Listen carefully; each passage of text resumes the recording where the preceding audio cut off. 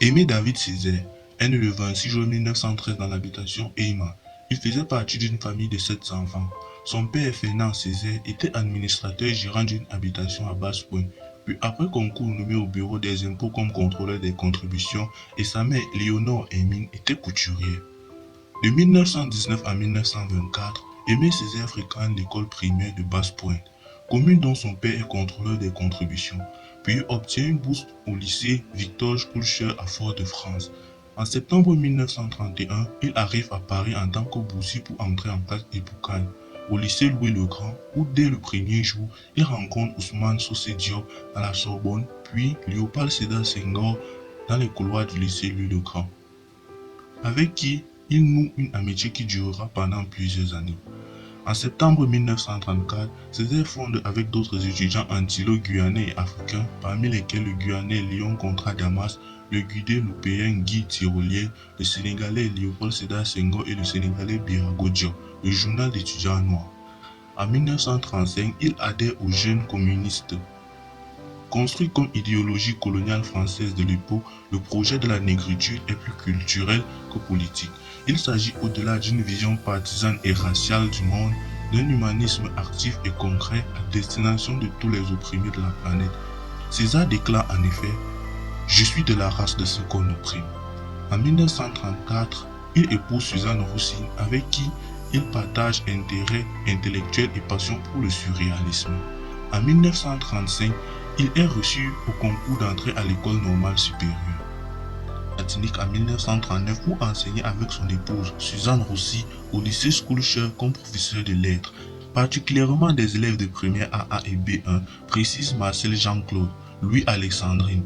Ce sera le moment du retour au pays natal, dira-t-il à René Despestré en janvier 1968, au lendemain du congrès culturel de la Havane, en entérinant la dimension autobiographique mise en avant par sa critique. Je l'ai eu au moment même, dit-il.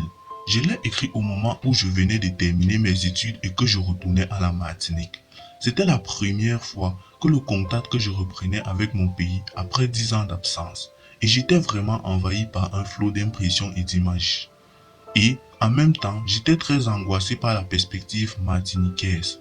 En effet, il avait envoyé à la revue volontaire une première version du cahier d'un retour au pays natal, publié à l'été 1939. En 1945, Aimé Césaire est élu maire de Fort-de-France. Dans la foulée, il est également élu député mandat qu'il conservera sans interruption jusqu'en 1993. Il adhère au PCF en décembre 1945 pour travailler à la construction d'un système fondé sur le droit à la dignité de tous les hommes sans distinction d'origine, de religion et de couleur, comme il l'explique dans la brochure Pourquoi je suis communiste. En 1956, après la révélation par le rapport Khrouchtchev des crimes de Staline qui l'a plongé dans un abîme de stupeur, de douleur et de honte, Césaire rompt avec le Parti communiste français dont il dénonce l'ambiguïté face à la déstabilisation. En 1966, Césaire est le vice-président du Festival mondial des arts nègres de Dakar. Dans son allocution, il estime cependant que le mot négritude risque de devenir une notion de division lorsqu'il n'est pas remis dans son contexte historique des années 1930 et 1940. En 2007, il devient président d'honneur de la Maison de la négritude et des droits de l'homme.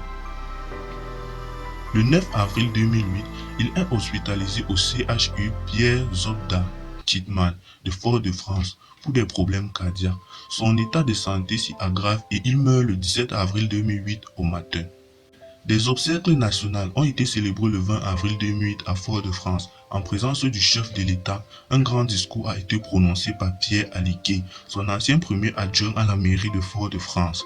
Âgé de 101 ans, le président de la République n'a pas donné de discours, mais s'est incliné devant la dépouille, devant plusieurs milliers de personnes réunies au stade de Dillon. Il est inhumé au cimetière La Joyeuse près de Fort-de-France. Sur sa tombe sont inscrits des mots choisis par Aimé Césaire lui-même et extraits de son cahier lagunaire.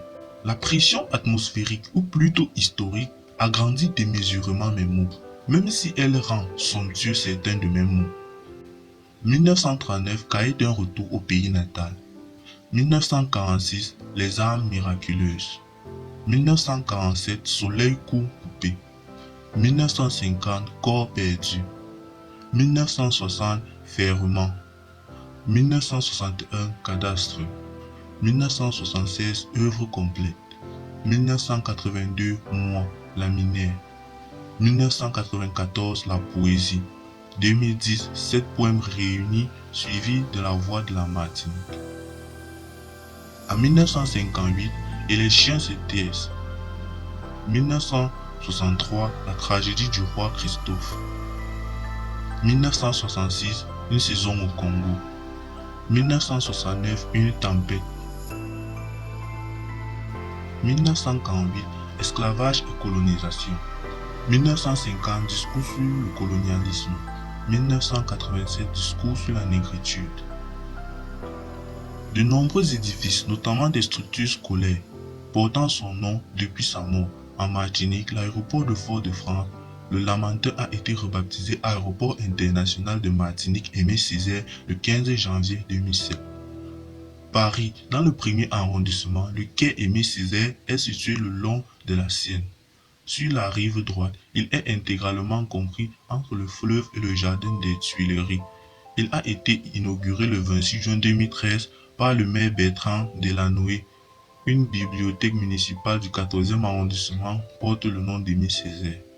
Dès l'annonce de sa mort, de nombreuses personnalités politiques et littéraires lui ont rendu hommage comme l'ancien président Nicolas Sarkozy, l'ancien président sénégalais Abdou Diop ou l'écrivain René Despestre. Contribué à un pro-renouvellement.